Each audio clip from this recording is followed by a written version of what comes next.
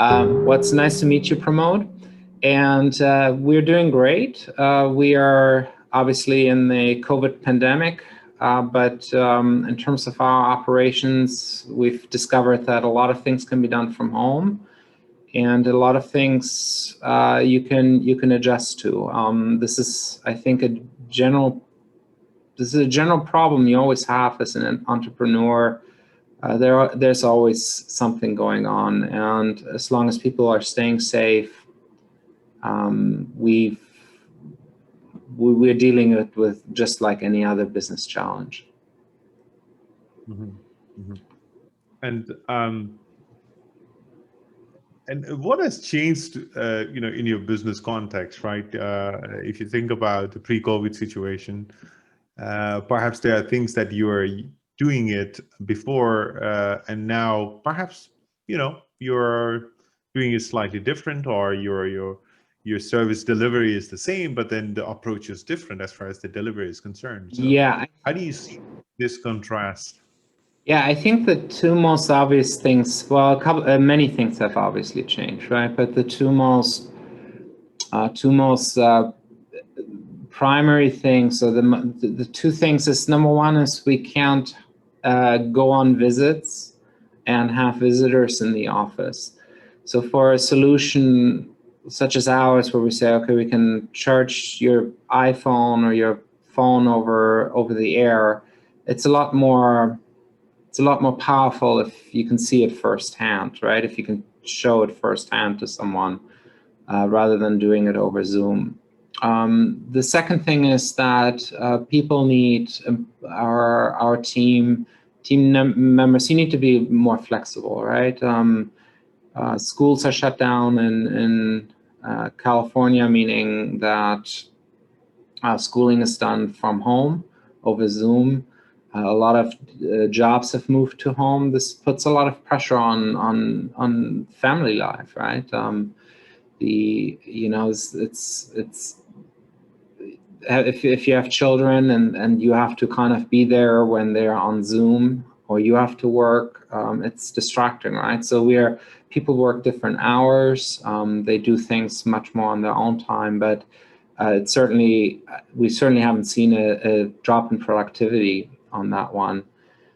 On the business development side, let's say talking to relationships, it's actually very interesting. Some relationships have gone on slower, and some of them have accelerated.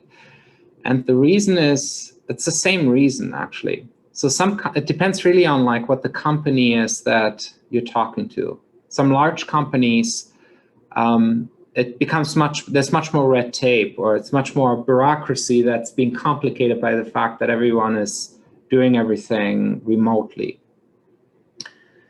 Other companies, and particularly maybe some of the more innovative companies, they had time to sort of like take a step back and say, what are the capabilities that we would want to enable? What are the things we want to be doing in the next year, the next 3 years, the next 5 years? So they become much more engaged, right? Because they say, hey, if we can power our IoT devices, or power our wearables, or power our sensors, or power our phones with a new solution, right now may be the best time to look at this. So it's interesting. It's just a different set of boundary conditions, so to speak. But overall, it's kind of business as usual. All right, and it's interesting the way the whole industry has been really trying to adapt, right, to the new situation, and perhaps for the industry like yours, it's not a difficult thing. Perhaps we are all using internet to our advantage, and providing services, and that works for in our favor to a larger portion, and in fact it is even better now that there is no there's no challenges that we have to actually face our client, right? So we are facing our clients from the Zoom, and that would be it, right? So in that regard, perhaps we are doing fine, right? But how do you see this being a let's say going forward for a lot of other clients who are perhaps relying on you, right? How do you see that impact coming towards you? I think it really depends on the specific industry or the specific client. I think each industry, each client will have their own unique challenges, right? So I think it's for high-tech businesses, I think COVID and the pandemic is probably the easiest to deal with. And that's really, I think the biggest challenge is on the personal side. Having to work from home, and particularly if you have family and children, and having to now provide services effectively. And this sounds a little bit, I have kids myself, so I don't want this to sound too heartless, but it's if you have kids that go to school, and if these are younger kids, the school provides you with a service, like a babysitting service to some extent, right? You have time to, I have time to go to work. My wife has time to go to work. So it's unfair on many families, and particularly many women, because and you can see that women, at least in the US, I don't know how it is in Europe specifically, but women are dropping out of the workforce in much larger numbers, and to some extent that's a real setback.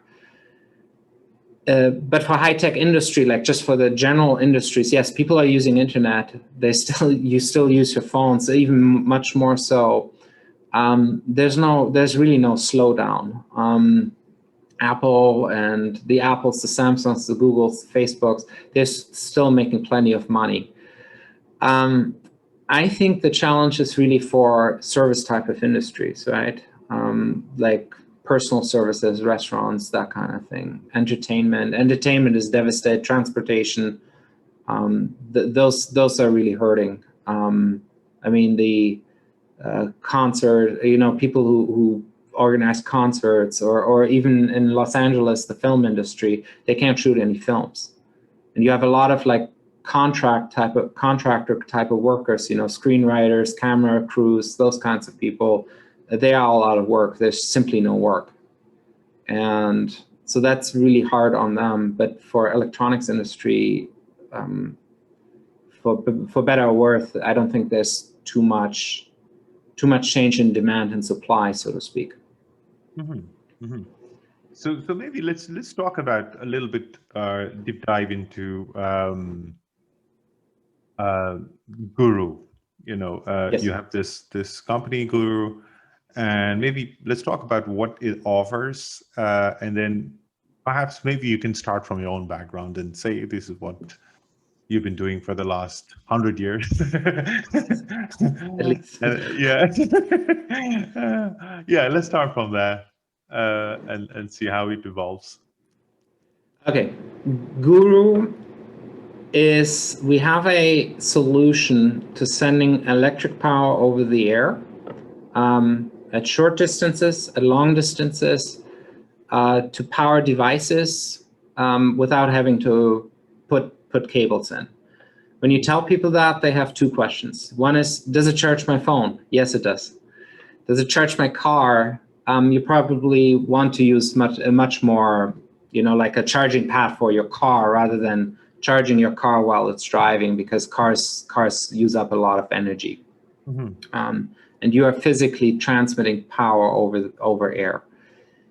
The applications are almost endless. To my background, we developed this at Caltech. Some of the early ideas came from my former Ph.D. advisor and co-founder, Ali Hajimiri, who is a full professor at Caltech. He basically convinced me to quit my job in 2013 to join this effort and fully develop the technology to make it from like a cool technology to something that's mass producible and mass marketable. So like have the right price points, have the right form factors, make it mass producible basically. To me, so I've had dozens, if not hundreds, of people over the years tell me I'm wrong, or I'm full of it, or not so nice words. That's actually, to me, a sign that we are onto something. The applications are almost endless. So I used to have this pitch deck slide showing Captain. I'm a big Star Trek fan, so there was Captain Picard showing his tricorder to the alien and saying, I'd show you all the cool features. I just forgot to charge this thing last night. So this seems a little bit silly, right? This is going to be as ubiquitous as Wi-Fi, meaning in the not too distant future, you will expect to go into a Starbucks or your coffee shop or whatever you have it, and you're like, okay, where's my wireless? But will my device charge? Just like you expect Wi-Fi in your coffee shop, right? There will be lots of applications that will be possible that are not possible right now without this kind of capability. So again, the same thing, the comparison point to Wi-Fi would be cloud storage. And when Wi-Fi was rolled out and invented in the 90s and early 2000s, people didn't really think about cloud storage, but you need Wi-Fi to enable cloud storage because you want your phone to have the same photos as your whatever tablet and so on. It's applicable to consumer devices, so your wearables, your phones, your tablets, your smart home speakers, your what have you. There are lots of industrial applications for sensors, let's say retail tags, electronic shelf labels in stores.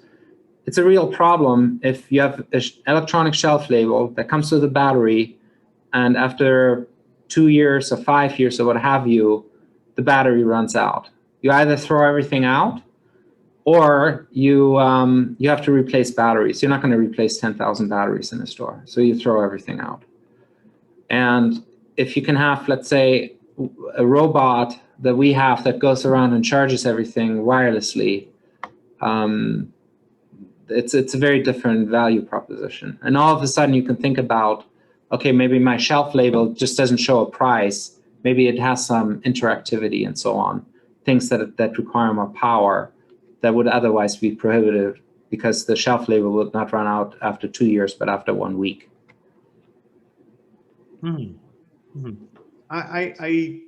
It reminds me of one of the craziest idea that I had long time back. This is like a few years ago, where I was thinking, what if my phone power runs out, and instead of if you remember back in those days, we used to have this top up, right? So whenever you run out of your let's say the money on the phone, then you would receive a notification as an SMS, and then your what do you call your balance is activated, like added, right? So then you can start to talk to people again, because back then there was no such thing called postpaid service, right? Yet. So it reminds me, and at that time I was thinking, like, what if we get the power similarly, right? So what if we get the power as an SMS, so that as soon as I receive the SMS from my wife or from my peers, then that would work, right? As a power package or something. Now, it was in my mind, and I shared to my friends, and they said, like, you are nuts, right? You don't you don't belong here, right? Now that at least I can tell them, right? It is not exactly the same way, but maybe it is in a similar way we are getting the power. It's the same solution, right? You don't want to have to think about it. Yeah. You don't want to have to think about it, and that's ultimately what we gain the freedom. And a phone doesn't use all that much power. I mean, the reason it takes 2 hours to charge, or even if you have fast charging, make it whatever 20 minutes or something, it's because you're charging it much faster than you're using the power. The idea is that you can either charge it, but once it's ubiquitous, once you have a charger at work, or in your car, and in your coffee shop, and in your nightstand table, you will never ever have to worry about it. So you forget that this thing can actually run out of power. And then when it actually does, because you take it out hiking and whatever, you forgot your charger, or there's no coverage or whatever it is, you get very upset. The same way you now get upset when, God forbid, you're 20 minutes without internet connectivity and you just can't follow your social media for, so you feel naked and, very uncomfortable. And then you have gurus that tell you it's a good thing maybe sometimes to be without it, So it'll be good.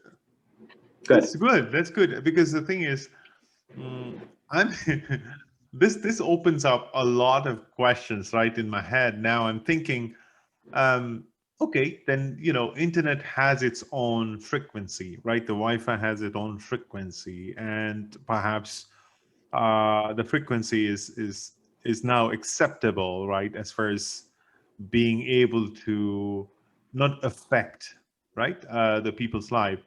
Now we are talking about electricity that actually also travels on the air. Do you think it has? I mean, of course, like you would have done the research and so forth, but this is a layman's question, right? So, don't you think it has challenges with humans interacting, or does that even affect humans, right, in some ways? Yeah, I mean, every radio device, this is your cell phone, this is your TV tower, this is your microwave, they go through regulatory approval. They abide by the same safety standards, meaning, and there's some dependence on frequency, and I'll talk a little bit about that. But basically, a regulatory body like the FCC in the US, if you have RED certification in Europe, the devices are safety tested. So the moment they are marketed, they're absolutely safe. The way they're tested is to avoid exposing humans to potentially unsafe levels. Now, any device that's on the market is emitting levels that are orders of magnitude lower, that is even potentially unsafe. Now, are there going to be concerns? Yes. It's when cell phones came out, and still you have people, and I'll try to be careful and understanding as to what I'm going to say now, but there were tons of people that were very concerned about cell phone usage when cell phones came out, right? Is it going to cause brain cancer? Is it going to be a nightmare? Blah, blah, blah, blah. You still have a ton of people who are not convinced that cell phones are safe. Cell phones are absolutely safe. If they cause brain cancer, you would see you'd see a multitude of people having problems these days. You don't. You have essentially the same rates of brain cancer, of all sorts of other cancers that could potentially be affected. Those rates have been flat for the last 25 years, as everyone is using cell phones all the time. There are physical reasons for this. And again, you'll find people that will claim something else, but RF frequencies produce heat. This is why your microwave can heat up your food. They don't ionize, so it's what's called non-ionizing radiation, which means that they can't cause a chemical change. They can't kick off electrons from your molecules, produce chemical change other than through heat, right? So the heat is the part that's potentially dangerous. I mean, if you heat up human tissue to a certain amount of by a certain amount, then that could be potentially damaging. The regulations are drafted around this, meaning there's only so much heat that you can absorb as a human, and below it, it's safe. For the reason that the human body is pretty well equipped to deal with heat. The human body generates about 100 watts of heat. 25 watts of that is in your head.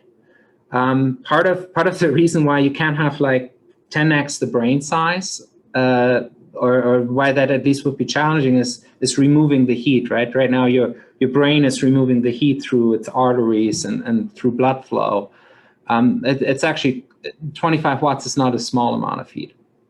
But the temperature rise, let's say that people, that CISPR and the ITU and the international regulatory agencies and bodies and where the national bodies take their data from, they're talking about, let's say, a temperature rise of 0.05 degrees Celsius or 1 degree Celsius, 0.1 degrees Celsius, apologies, locally. These are things that if you walk up the stair, your body just, your blood vessels will dilate a little bit more.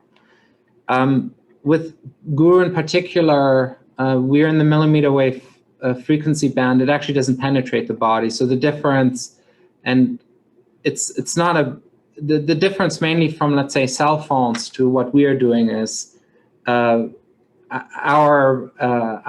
EM waves don't even penetrate the body. So part of the concern with cell phones is that they actually, the heat will be produced in your brain. You don't have heat sensors in your brain. So even remotely, if your brain was fried, you wouldn't feel it. You would just, your brain would just be fried.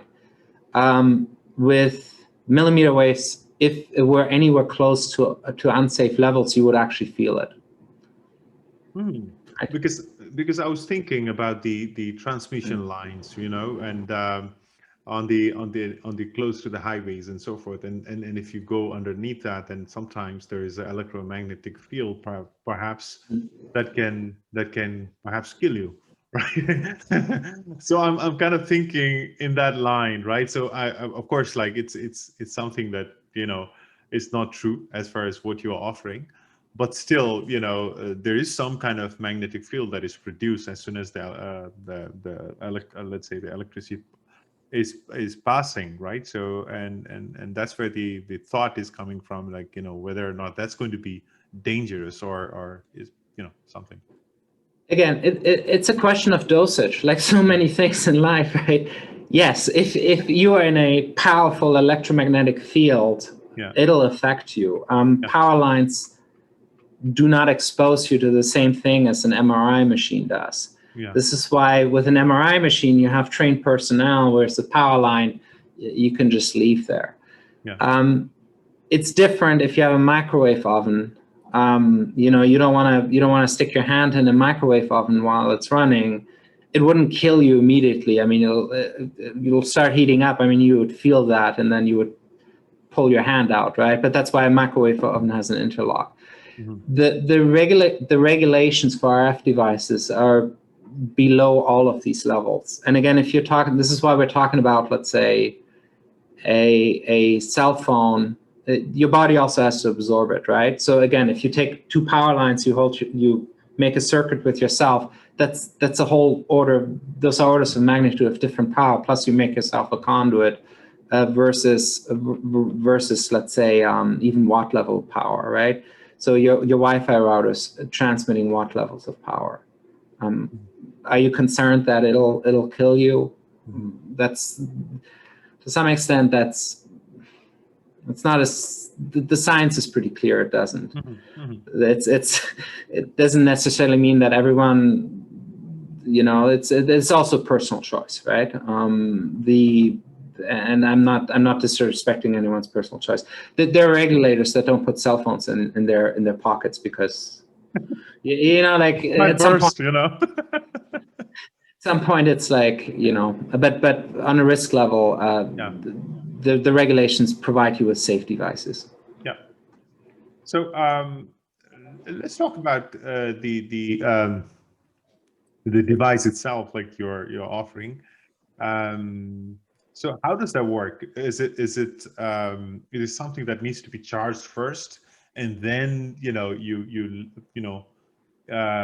you put it where you need it, or how does that work? So it's basically like, if you think of a Qi charger, you need an enablement on the receiver device and you need a transmitter device. So in your cell phone, let's pick a cell phone as an example, needs to be GuRu enabled. So it has a receiver device inside that would be able to receive the power and convert it to whatever, lithium ion compatible power, DC power. Just like a cell phone right now has a Qi coil in it.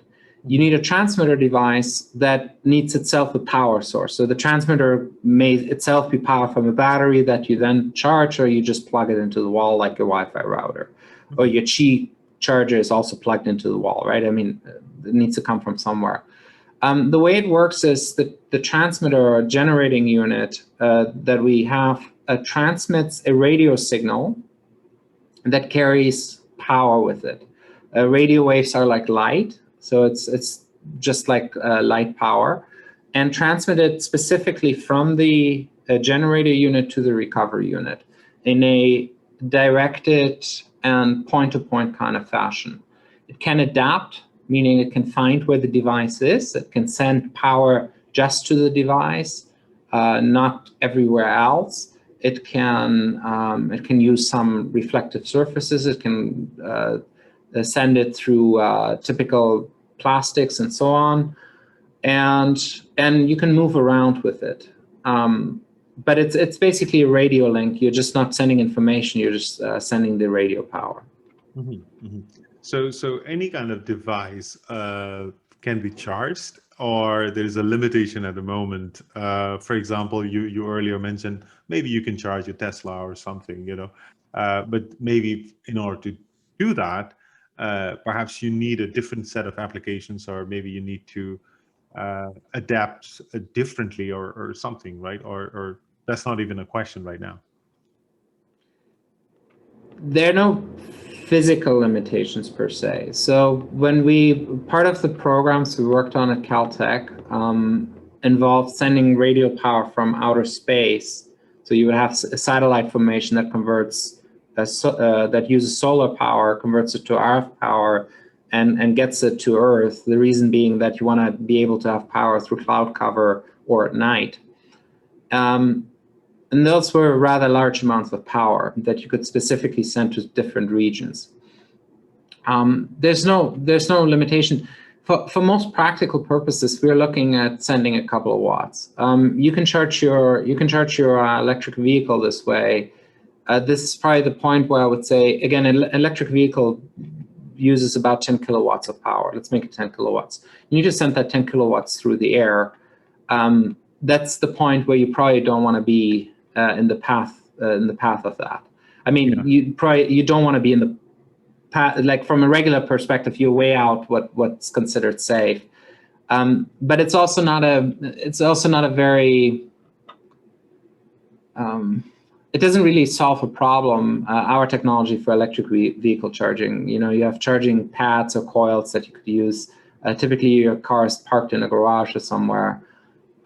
We are focused on consumer and industrial applications in the, milliwatt to multi-watt power level. More on the IoT space, right? So it could be the cell phones. Yeah, it could be sensors, it could be cell phones, or it could be those kind of devices. Maybe cameras. Laptops, cameras. Yeah. Those anywhere from a milliwatt to, let's make it 10, 20, even 100 watts, something like that. Mm-hmm, mm-hmm. And how are the customer reacting to this? Like when you have to think about the skeptical customers from beginning, like you had to sell it and then sell this idea really hard, to now being able to consume it and for X amount of time, and then they're like, oh yeah, actually, Florian, I'm quite happy with this, and maybe can we do this or can we do that? Those kind of customers. And then you also have still customers who are skeptical. So how has that transition been so far for you? Well, I mean, you need to solve a problem, right? So the question is, does either the customer does not really have a problem, then no matter how much you try to convince someone, we're not solving every problem in the world. Maybe they do have a problem, they just don't realize that they have a problem. And oftentimes they come to you and say, we have a problem that we'd like to solve, and this is the perfect solution for it, right? So there's all of those. So in terms of for industrial customers, it's a bottom line calculation. You basically say, okay, what does it cost you to change your battery, so wire up your sensors, and how many sensors would you like to deploy, and what cost savings in the end you could have if you didn't have to change the battery. So you could put your sensors all over the place and not have to worry about it. Or you can, let's say in an agricultural kind of thing, right? Like instead of our robot going around, you can have a drone going around and charging things. How much money would that save you? And then it becomes like, well, it would save us this much money in this amount of time. So it's a financial calculation almost. For some of these applications, let's put a cell phone. For a cell phone, you're competing against things. Well, you're competing on price for different features, right? So it's hard to put an exact price tag on something like how much is it worth to the consumer to not have to plug in their phone, and you can have arguments about that. So let's stick with the cell phone. Some cell phone manufacturers will say this is not a problem. We have fast charging. Others have said, no, this is actually a problem, and we would love to have a solution. And then you talk about prices, timelines, and so on, and convince them this way. But no one knows. This is like the smartphone. I mean, you remember when the iPhone came out. There are a couple of events that I clearly remember. One is the iPhone came out, and when I saw it, it immediately made sense, right? Yeah. I can surf the web. I can read what's on the web. Done. Convinced. Yeah. Yeah. Same with the internet. The first time I logged into the internet, I don't know, I looked up something that probably was illegal to look up at the time. But we're young, right? So I'm like, I would have to go to a library and search for hours for this, whatever, right? And here it is. I went on Alta Vista, and here it is. Like, this is going to revolutionize this thing. So I think like once you see it widespread, I think adoption will be rapid and fast, and in a couple of years people will forget. And right now we are talking to a variety of different verticals on consumer and industrial type of applications. One of the applications that you said is pretty interesting for me as well, because I mean, as a consumer, right? So if I'm going to Starbucks or if I'm going to a public space, then that problem is always there, right? That problem of charging or the slots not working, or sometimes the slots are not even available, and those kind of things, right? And that's one of the applications that I appreciate, especially when you're traveling and you're in the train station or something, if those kind of things like is working there, then I guess that's an interesting way to look at this particular problem, because how many phone I mean, it might be a bad question, because perhaps you would scale it. How many phone devices you could charge at a time, or there is a limitation, or there are challenges there as far as how you beam those energy at one point in time? For example, you can have a Starbucks. You can have a Starbucks that's enabled. Your phone also needs to be enabled. So the Starbucks kind of scenario, and maybe I should use a different corporate name, maybe the Pete's or the coffee bean kind of scenario, makes a lot of sense to the end user, right? Yeah. This is sort of like you demand it for free, just like you're now upset that if Starbucks or Pete's or Coffee Bean doesn't provide you with free internet, you have an expectation, and they better do it. Right now you don't have it, so that's the sales conversation where you go and say like, no, you really need this because this will set you apart from your competitors, right? Yeah. So you have this sort of like first mover. There's a first mover hurdle, so to speak. It's probably going to be more in your personal, where you have a personal choice, where you say, okay, I have a phone. It works with Qi. It works with GuRu. And here's a GuRu transmitter. This is so much more convenient than trying to put it on the Qi charger. You still need to adjust it. I mean, it's not a lot of work, right? But you still need to kind of place it correctly. And if I place it a little bit more, then it's going to charge up a little bit faster. You would find that, okay, if I place my phone on my work desk, it's on there 12 hours a day anyway. It's always charged. That's so much better. I can pick it up at any time. I just place it. I don't have to think about it. So that that value proposition is probably the one that for a mobile phone user that you would go after, and that certainly we're going after. Yeah, but I agree. It's going to be ubiquitous. You're going to have it in your pizza or whatever. It may not be next year. It's most likely not going to be next year, but it'll be there. Compared to the Wi-Fi, we're probably in the year 1996, 1997. So we have solutions. They're starting to get deployed, and then in a couple of years from now, you'll see it being adopted more and more by more and more device manufacturers.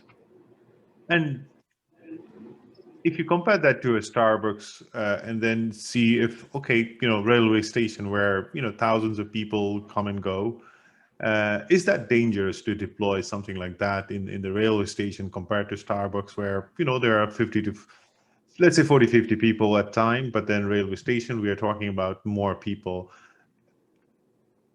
It's not, so our system doesn't, so I can speak for our system. Our system doesn't flood the whole place with energy. It's still point to point. So it would still be point to point. So you would be getting something at your railway station for your phone. The person next to you gets it for their phone. There's nothing in between. For the phone, literally, we can send power to a phone, and if your hand is here, there's no power here. I mean, there's always some amount of power, but it's orders of magnitude less, right? So your phone might be getting a watt, your hand might be getting a microwatt. So yes, it doesn't necessarily become less safe just because the space is larger. The railway station, or maybe the airport, I don't know, people in the US fly more than in Europe. People in Europe take the train. Yeah. You don't spend much time at the rail station. Maybe inside the train, more time, right? So but then it's more like you put it on the table or something. Yeah. But you don't worry about right now charging your device. You worry about it at an airport, because you can't really, it's a pain to charge it inside the plane. That's why we're talking to several avionics companies. But inside an airport, it's sort of like on the borderline. People typically want to charge their phone because they want to have it in the plane, or, but many planes nowadays have USB jacks and so on. Anyway. Yeah, but when you're waiting,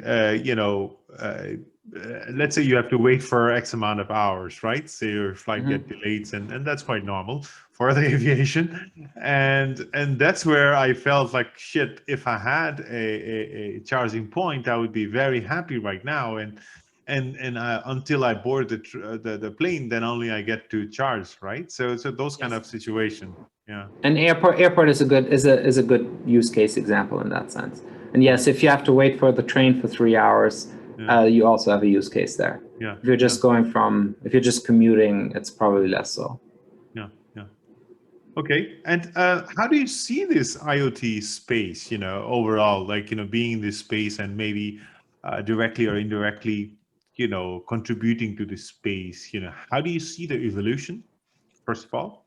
And how do you see this going even further now that, we are talking about 5G and so forth? Like, how do you see the entire evolution? It's going to expand. IoT will expand pretty rapidly. And right now, and IoT is a good application example, because you're limited to how many batteries or how many wires can you run. Ideally, you'd like to deploy, at least in industrial settings and in commercial settings, you'd like to deploy as many sensors or as many tags or as many communication devices as you possibly can. I mean, up to a limit, right? But you're currently limited by the number that you can deploy basically on a servicing. The expensive part is the servicing, right? If your temperature sensor in your manufacturing facility breaks, in your car you can ignore it, right? If your tire sensor, it's broken, okay, whatever, I don't need to replace it now. It's in a manufacturing setting and you have a temperature sensor and it breaks because it's out of power and it shows, whatever unsafe temperature, you need to service it. So, and if you have 10,000 of these sensors, one of them will always be broken. Yeah. And so you're really limited to how much you can service and how much you can power them, and if you have to lay wires and so on. So a system like that is very, has a real value proposition if you don't need to change batteries or power them. In terms of the ubiquitousness of data and sensing and power, it's happening. It's going to continue. It has been happening. This is one aspect to it that enables more of it happening. If you can have repeaters that transmit data, that also transmit your power, or that you can power, if they're cheap, you can deploy them, they will be deployed. People are using more and more data every year. They're using more and more connectivity every year. People post, there's more and more stuff of this available for better or worse every year, right? People, nowadays, like, you can find everything there's to find out about me or you. If you're Google, you have all the data. If you're Facebook, you have all the data. Mm-hmm. If you, we're going to be in the brave new world no matter what happens, and part of that will be more sensors, more connectivity, and it's also gonna result in much more productivity in the end. Mm-hmm. Mm-hmm. And one of the worry that I have is as we are going into this, at least on paper, we are trying to go more cleaner and greener energy and so forth, right? And at the same time, we have this 5G, implementation on a rapid scale, perhaps, faster in some countries, perhaps some countries needs to catch up and so forth, which only means that we will have more and more devices, connected to the internet. What do you think about the consumptions on the energy sector? What would that do to the energy sector, and what's your point of view on that? Well, first of all, is there anything you or I can do to prevent this? Probably not. Mm-hmm. In terms of 5G and connectivity, 5G, you can actually make an argument and that you're saving on power, because with 5G, at least for data, you're sending the data to the device. You're not broadcasting it everywhere. Mm-hmm. Energy consumption worldwide is going up per capita.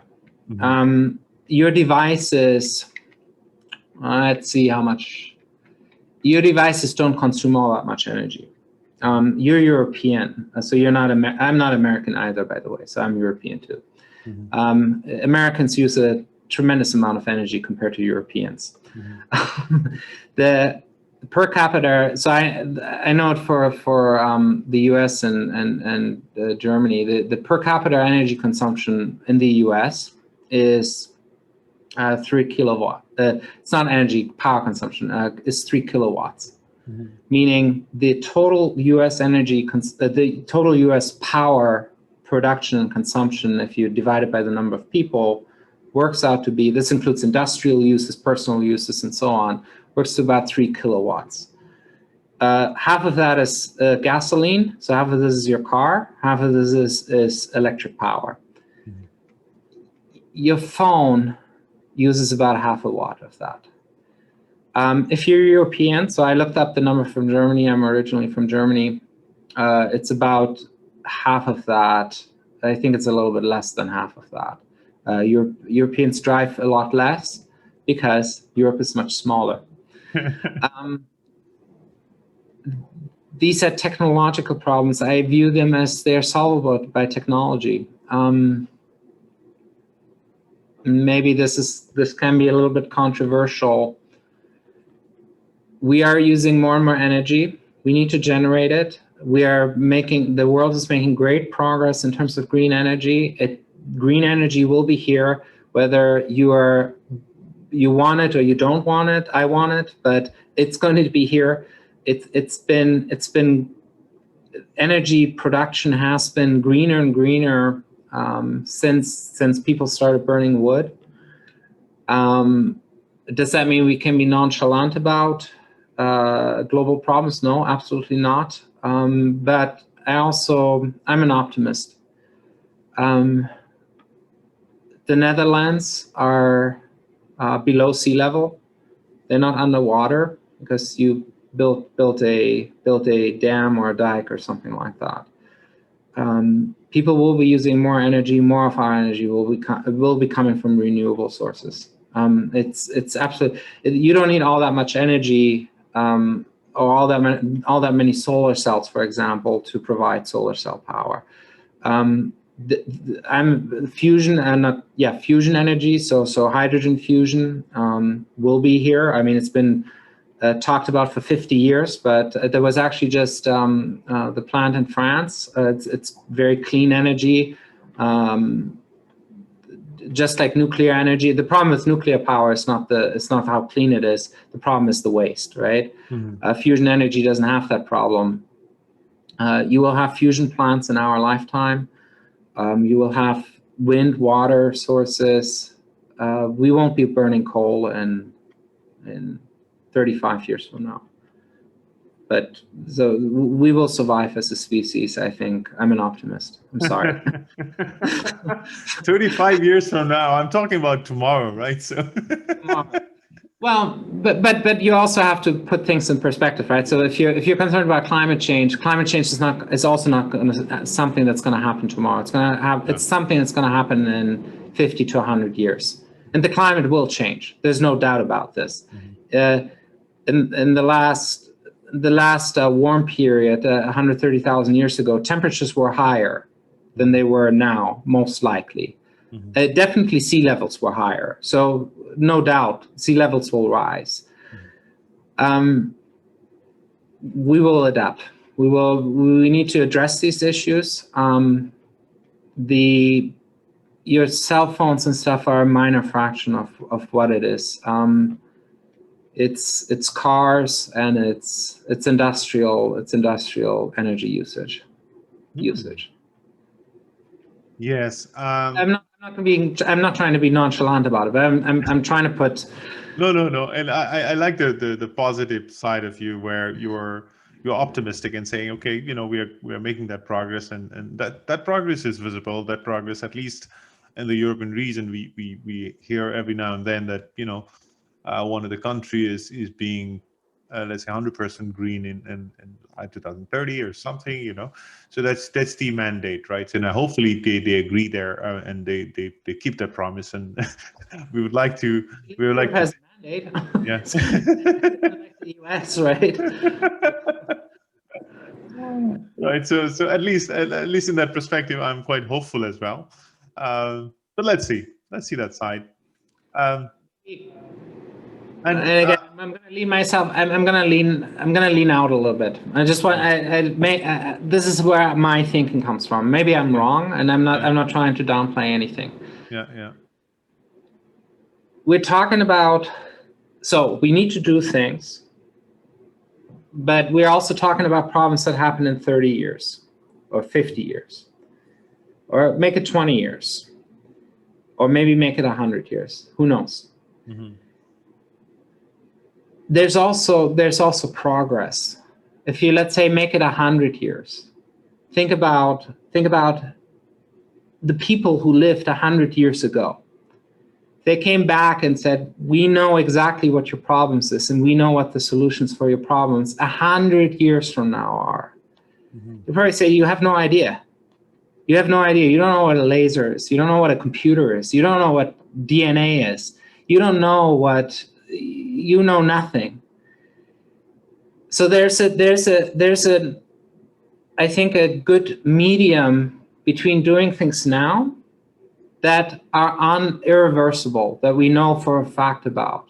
Mm-hmm. But there's also an argument to be made for being optimistic and saying and talking to the people, like talking to our future generation, because these kinds of problems are always said like, well, our future generations will always like come back and point the finger at us. They will do that for sure. But if you think about like what were the problems that you wanted our past generations to really tackle,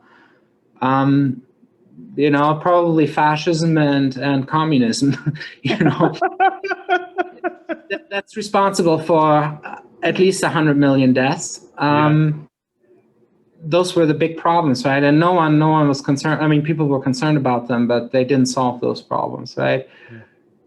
Let's do the things now that we can do, and we're doing them now. But again, I'm an optimist, and I think we'll be all right. Yeah, interesting. Nothing, but we'll be okay. Yeah.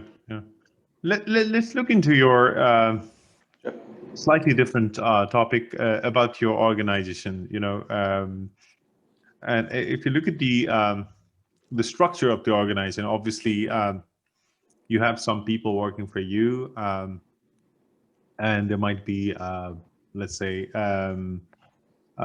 people who are your colleagues, or your peers, and so forth. How do you manage this particular structure at this point in time, right? Which is not a regular time, and how do you keep that communication? Not just saying, okay, I've used Zoom and so forth, right? Which is pretty flat out, right? So I'm trying to maybe understand from the organizational perspective, how is that working for you? It's working much better than I was afraid it was going to work 6 months ago, I have to say. People have been managing teams overseas before COVID. A team can work together if you have the right team, and if you have the right leadership, and if you have the right communication. Whether or not they are in each other's faces every day. You talk to people, Zoom, it's personal enough. I mean, everyone. The last person who joined us has been our VP of Business Development. She's working actually in the Bay Area, so she's remote. She's always been remote. It's not a big issue. I mean, and companies have managed overseas teams for decades. So it's the same issue, right? I mean, the reverse is also true. If you have shitty leadership, it doesn't matter whether everyone's coming to the office, the company still will crumble and fail, right? So but it works much better than I was worried about it. But people get things done. You can communicate, and it's made me even more optimistic about, like, after this is over in a year or a year and a half from now. So that's a good optimism, right? So I like to also hope that trying to be realistic there, right? It's going to be over. That would be my estimate. We are also finger crossing on one of the company from Germany, I guess. Who are active on that. So I'm also looking forward to that. But let's see. Given the rate that we are increasing every single day, let's see. People are probably going to be immune to it. It's the virus will be around for longer than obviously a year or a year and a half, but it would be under control, I would think, in 2 years. People seem to have immunity. I think the biggest problem is that hospitals don't get overwhelmed, right? You don't want everyone to get this at once. Putting things into perspective, it's not smallpox, right? So if you read up on, if you think about, like, what was smallpox like in the Middle Ages, you had epidemics where 80% of a village is dead within like 2 weeks. Fortunately, we don't have that. And then there's no good reason other than pure luck that we don't have that, right? There's no reason why COVID couldn't be 100 times more deadly than it actually is. Yeah, and again, coming back to the leadership and also organizational side, you said you have to pick the right team, and how do you know you're picking the right team, right? So how do you? You don't. It's like people. You can interview someone forever. There are people who work well. There are people who don't work well. Most people work well in some situations, some work well in other situations. So I don't. It's not like blaming people. It's about You know, is it the right, are you offering the right things to the right person? Is the person seeking for the right things that you can offer? You find out by working with people, right? So we found out, fortunately, that our team works very well in the current situation, but you don't know, and it's about motivation, right? Do people see, for a startup like ours? It's people who would like to have the challenge and who would like to work on new, exciting things, and not necessarily come in for a paycheck. There's nothing wrong to go into work to get a paycheck. That's plenty fine. But for a startup like ours, people are typically looking for the excitement and for looking for new things every day. So there you go, have a new thing. Right, because it is quite new, even for me, like I give you the example, like, I was hoping that one day I will have a SMS of power, right? So that was me, right? Thinking about those, and now it's possible. So thank you for that. Thank you for making that possible. Yes. And indeed, like when people think about how it works and understand the whole principle beneath that, then of course, like people who are intrigued by that would be interested in joining startup like you. So which is interesting, because you're not a regular startup. It's something innovative, it's something new, something fresh. So yeah, I'm really seeing that you have quite interesting people working for you. Yes. Yeah. No, I'm super happy with the team. I mean, they've been amazing in the last year. They've worked through. They made things happen in the last year, despite all the personal sacrifices, the difficulties with the situation. So I can't be happier, and yeah, we'll be doing great things. Yeah, absolutely. Hey, I think I've spent all your time. I burned all the hours. So it was indeed an interesting conversation with you because, like I said, this is something that is interesting for me. Whenever people come up with something interesting, I like the fact that this is coming up, and I want to sort of wish all the best to you in terms of getting out there, and maybe one day I will see that you have already powered Starbucks or maybe Antwerp Central someday. Yeah. we have visibility for products that are 12, 18, and 24 months out the door. So you'll see this. But let me also add, it was really enjoyable for me. I really enjoyed